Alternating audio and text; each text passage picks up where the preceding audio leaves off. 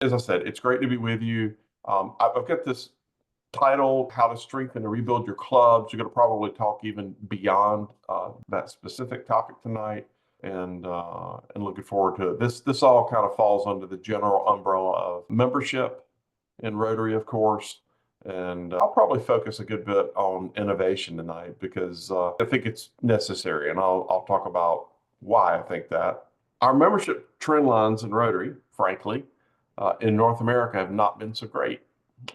It's been a real challenge since the turn of the century, and I won't dwell on negative very long because it's not in my nature. But it is worth mentioning that over the last decade, North America as a whole, our membership numbers have fallen 19%. It is a significant loss. It's about 100,000 Rotarians over that time. So that's one of the big reasons I think we need to innovate. I'll get into a little bit more of that coming up. But there is a true expert on Rotary who also agrees in the need to be able to do things differently sometimes. You will recognize Paul Harris, our founder. It's my favorite quote of his. I break it out all the time, and I think it's amazing that in the 1930s, when he said this, that he recognized even then that change is a necessary part of achieving perpetual success. So I like to trot this quote out, and I do think this is a period where we need to be more revolutionary than just evolutionary. It is a time for change. So you may recognize this business S curve. Those of you who have been in business school, you may have seen this along the way. And it just basically describes the natural progression of many businesses where you go from an idea and learn how to build that and have success. And then there's kind of off and some concerns that can come out of that. And what I think is remarkable about this slide is that it tracks our membership. If you look at our membership from the early 1900s, this slide just goes through, I think, 2019, but you see the same kind of curve as Rotary became a mature organization, if you will. So I always find that interesting that has taken place. Now, the way you get out of that top part of the S curve is through innovation. It's being willing to embrace new ways of doing things. It certainly doesn't mean that we have to abandon our values or our principles, the things that are at the core of what Rotary is. But it does mean that embracing some structural changes are probably part of the path forward. So thinking differently can be a challenge. A friend of mine likes to say that the only people in the world who embrace change are babies with dirty diapers. And I think he might be right about that. Most of us, we just don't seem like we're wired for change. But I think it is necessary to consider new ways of doing things because the world around us is evolving. And certainly, we all had an opportunity to put that to practice during the pandemic, during a time where almost all of us became hybrid clubs of some sort, or maybe strictly virtual clubs. Now, another comparison I like to make when it comes to Rotary is to recognize that Ford Motor Company was founded in 1908, 3 years after Rotary. And Rotary, for about 100 years, had one way of doing things. Meanwhile, Ford, they added muscle cars and pickup trucks and SUVs, sedans, and even electric vehicles. So they have innovated, and that's why they still, to some extent, are thriving. And if I'm not mistaken, you all have at least one significant Ford Motor plant in your district, correct? Yeah, that's what I thought. So In Oakville. um, Yeah. here are a couple of brands that I think all of you will recognize. Of course, McDonald's and Rotary. And I bring this up because McDonald's, a tried and true brand, just like Ford, they saw the need to evolve. They evolved not only in their appearance, their street appeal, if you will. I mean, they obviously knew they were losing market share to places like Subway and other restaurants. They knew that they had to continue to evolve. I mean, in a million years, could have thought that McDonald's would go to an all-day breakfast, for instance. They're known for the Big Mac, right? I mean, that's their calling card. But I can tell you, I don't eat at McDonald's very often, but if I do, doesn't matter what time of day I'm there, I'm probably going to get the breakfast food. So it's made it more likely I would stop at a McDonald's by that innovation that they put forward. So I want to talk a little bit about innovative club approaches. Everybody on this call I know is committed to membership. You wouldn't be here on this call unless you were. And I know that you're all leaders.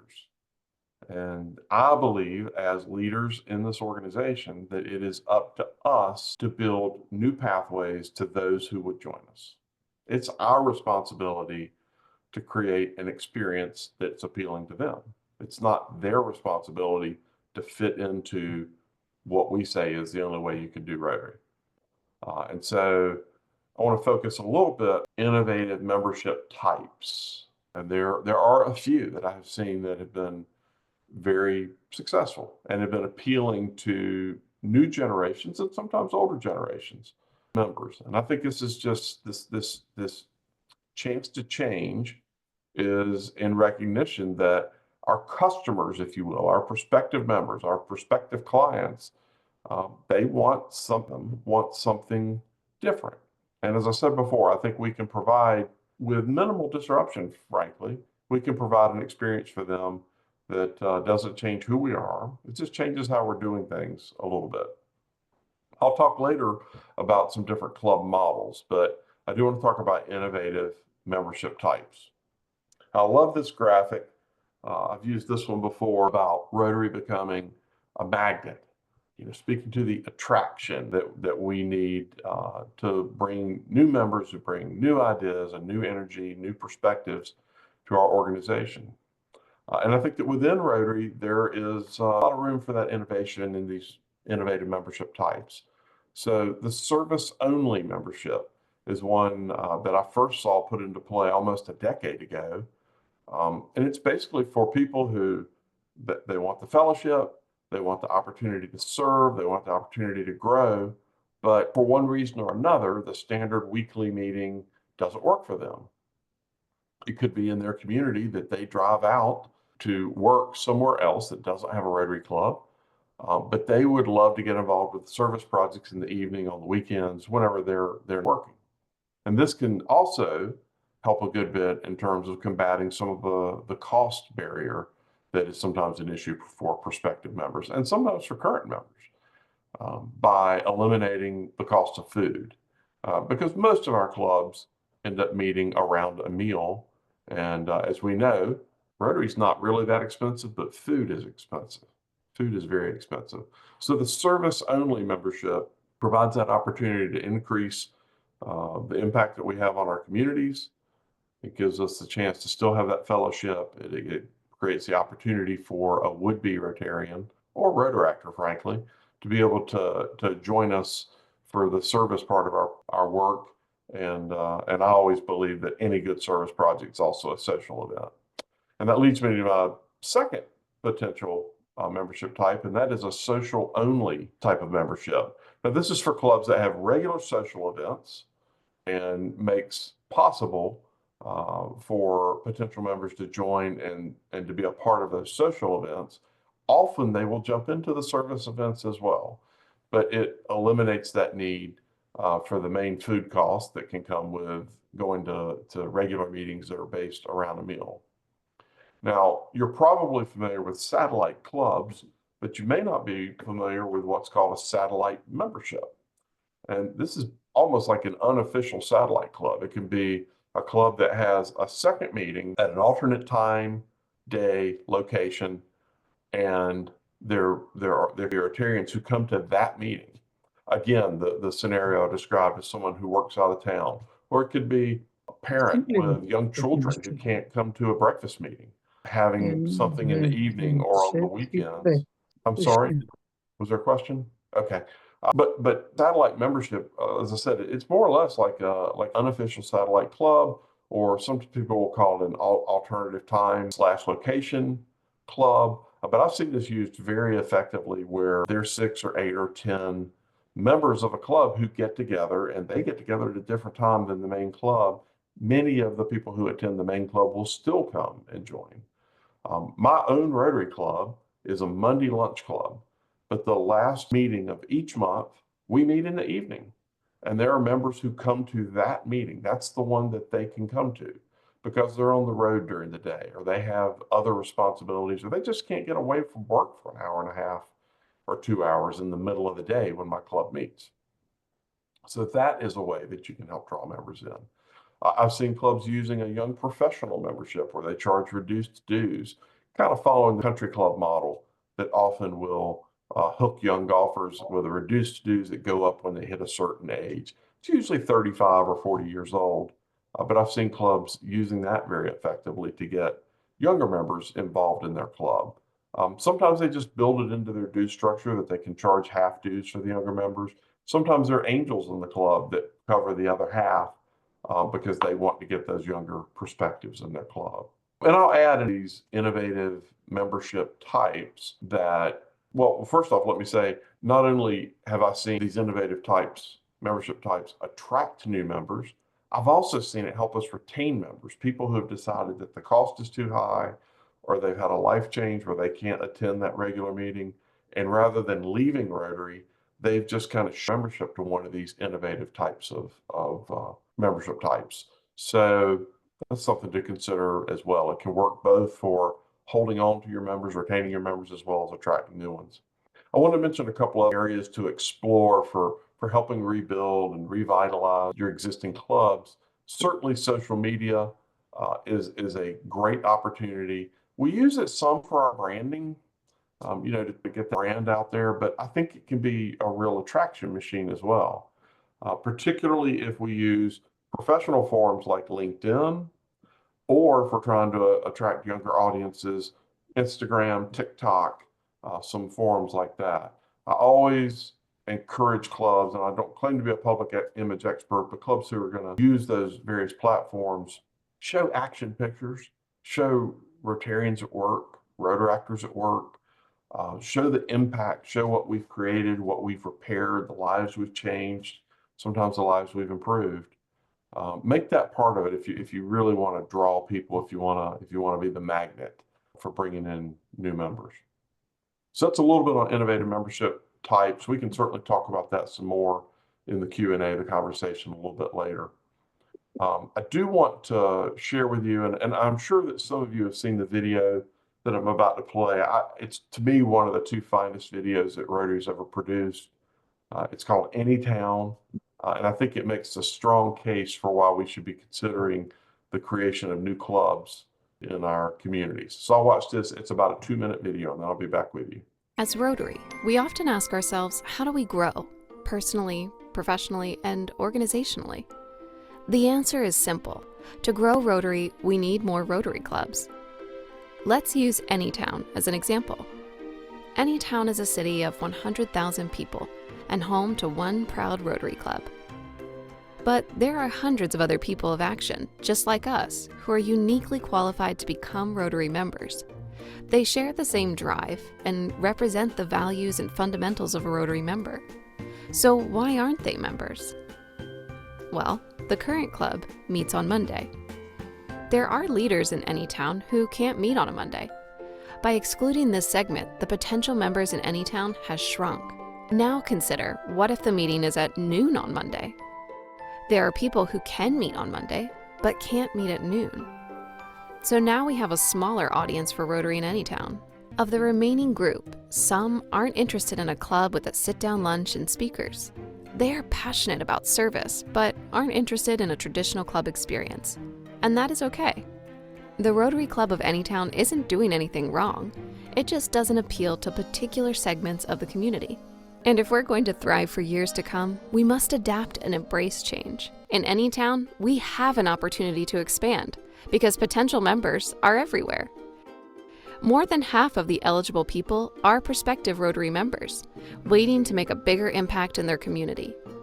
But what Rotary Club exists for them? If Anytown creates new clubs at new times and new places, the hidden potential for Rotary will be revealed. As people of action, we must broaden our reach and provide opportunities to all leaders in the community. Together, all of us can grow Rotary. I think Anytown illustrates very clearly why even though the club we're in, which may be the only or one of a couple in our community, is working great for us, it may not work for other people who are very high quality, who share the desire for integrity and fellowship and leadership and all the things that we hold dear. So I think that in addition to a traditional Rotary Club, there are lots of opportunities for innovative clubs that can open up our pool of candidates. And I'll share a few of these with you. You're probably familiar with the Satellite Club that operates as an extension of the sponsoring club. E-clubs, as I said, I think we were all members of E-clubs there in 2020 and 2021. We didn't get a lot of choice about that. Calls-based clubs. We have 2 golfing clubs. I'm not a member, much I love golf, but we have 2 golfing clubs in our district. We have a club for empowering girls and women in my state. We have a club that's based around scouting. Famously, Tom Gump in Minnesota formed one of the first calls-based clubs to support veterans. And interestingly, he did it in a state that didn't have a military base. So lots of opportunities there in terms of causes that people can rally around. Can also be a common interest like golf or scouting. Ethnic clubs. We have Spanish-speaking clubs in my district. I know of a Portuguese-speaking club. I know of a Mandarin-speaking club in various areas. So there's some opportunities there. Hybrid clubs that meet partially online and partially in person. Rotaract clubs. Cannot forget our Rotaractors who are so dear and bring so much to our organization. Impact clubs, which you may or may not be familiar with, but are essentially clubs that are usually satellite clubs, but are hyper focused on service. They don't get together for a meal. They don't get together for a speaker. They get together and do service projects. And if they get together and have anything that looks like a regular meeting, it's just to nail down the details of the next 4 or 5 service projects. There have been dozens of these clubs created over the last 4 or 5 years. Corporate clubs that are based at a place of employment. And I say that specifically because I was part of a pitch yesterday to a school system that is considering setting up Rotary clubs at 4 different schools within their system.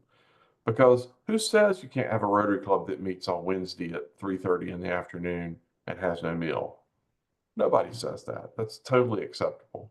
Alumni clubs that are where we pull back in our alums who we didn't manage to hold in the organization. Passport clubs that exist strictly to plug into other clubs' projects, just to amplify the effects of and the impact of their projects. So there are lots of opportunities. Now, you see this, we need you. I'm not going to hammer this too much, but as I said, I know that you're here sharing time together on a Tuesday evening because you're true believers. I know that's why you're here. And so we need you to bring in the community builders, the leaders, so that we can help improve their individual impact and our collective impact as members of Rotary. And also to need you to help snuff out this myth that an innovative club will steal from my club. It doesn't happen. You know, hundreds of these clubs now. It just doesn't happen. But that's a frequent myth that we hear.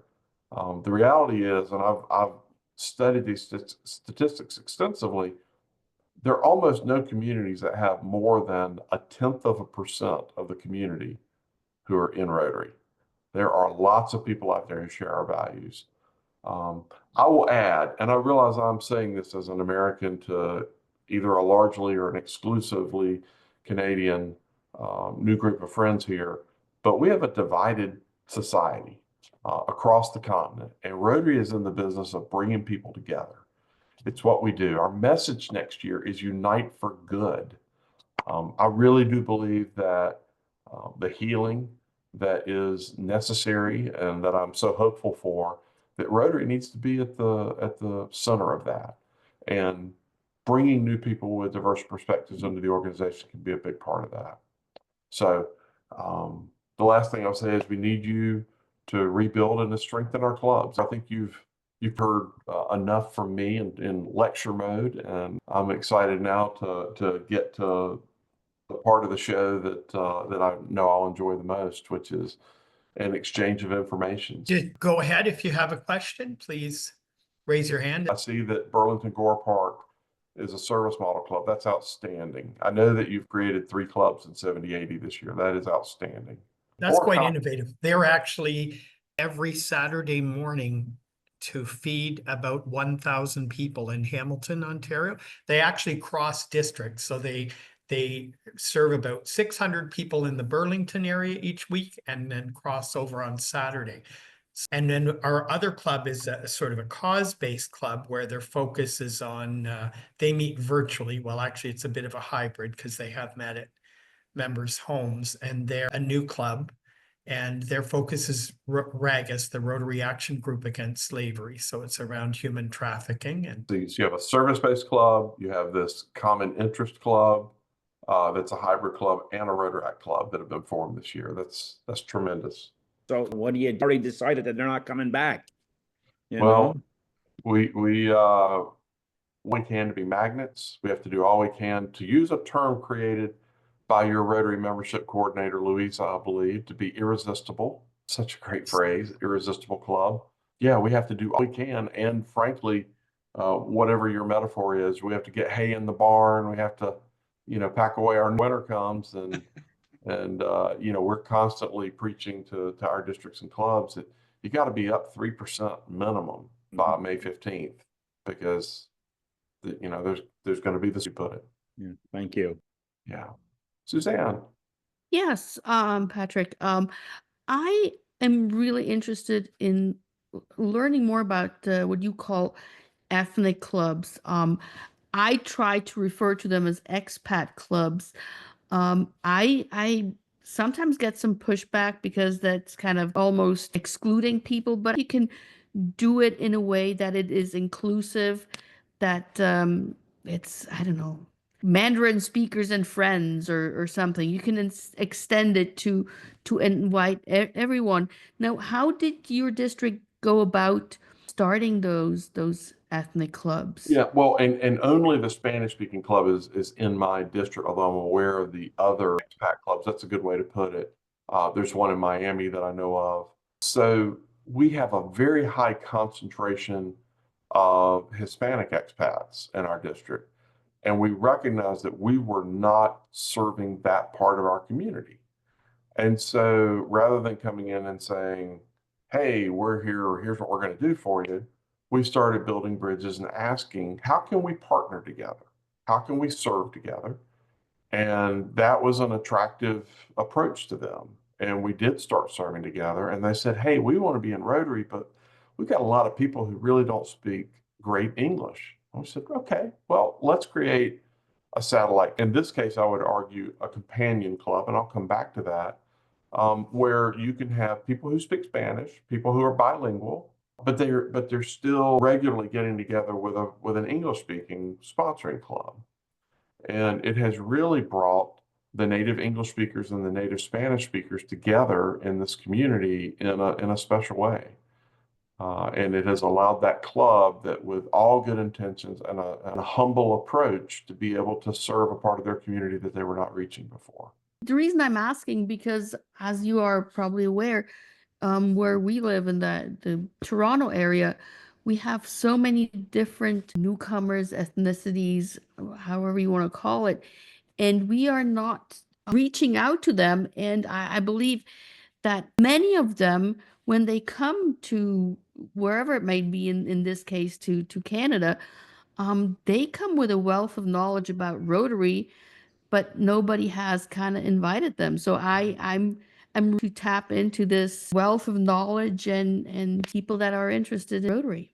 Do you have, this isn't a model I see in the US. In Canada, do you have schools for newcomers? So people of school age who arrive and don't speak English, or perhaps French in other parts of Canada? I wouldn't know. I came as an adult. I think it's called English as a second language, if that might be what you mean by schools. We do have English as a second language, or ESL programs in some of our schools, but we also have dedicated schools where everybody there has just arrived in the US, and they help teach them a little bit about English. They get lots of additional support from the community. My own club has adopted the newcomer school here, and we regularly take them to the zoo, to the children's museum, to lots of different programs to help them assimilate into the community. And we're finding that their parents want to get involved with Rotary. They're like, hey, if this organization helping my child who feels out of place and is scared, and they'd be of one of three people who speaks a particular dialect, I want in on that organization. So we approached it as a service project, but it is starting to become a membership pipeline. Jeanette put that the newcomers associations. So Mm. I guess for all of us, this might be a good opportunity to reach out to them. Again, I Thank think you. if we approach with humility, we'd like to partner. Not that we have all the answers. You just No. arrive, let us tell you how it's done. And in general, I would say my Canadian friends are better at approaching things with humility than my American friends. So that's probably don't need to give you that admonishment. But yeah, I think that could be a solid approach, both for service and membership. Jeanette. Yeah, so just further on that, we had a gentleman come from the Edmonton Newcomers Association, and he is responsible for supporting the LGBTQ, however you say it, plus group. Since he came to Canada in 2017, really struggled to find welcome and a comfortable place. And so finally he found this job at the Newcomers Association. He has amassed 1,200 members to the Newcomers Association, and he is interested in membership. And I think we would do something like maybe an impact club with those members. So it would probably be a district type of club that created safe, comfortable environments for, that sector to come to meaningful service in our communities. Love it. I think that makes great sense. I really do. And companion clubs or impact clubs. So the original companion club was an impact club. I mentioned before, hyper focused on service. It's really what they're all about. Tend to attract much membership, generally younger membership. And so far, at least their retention rates seem to be much higher than traditional Rotary clubs. A companion club is really a satellite club that never intends to break away from the sponsoring club. And it's a marketing term. It was developed by a friend who lives about an hour from me.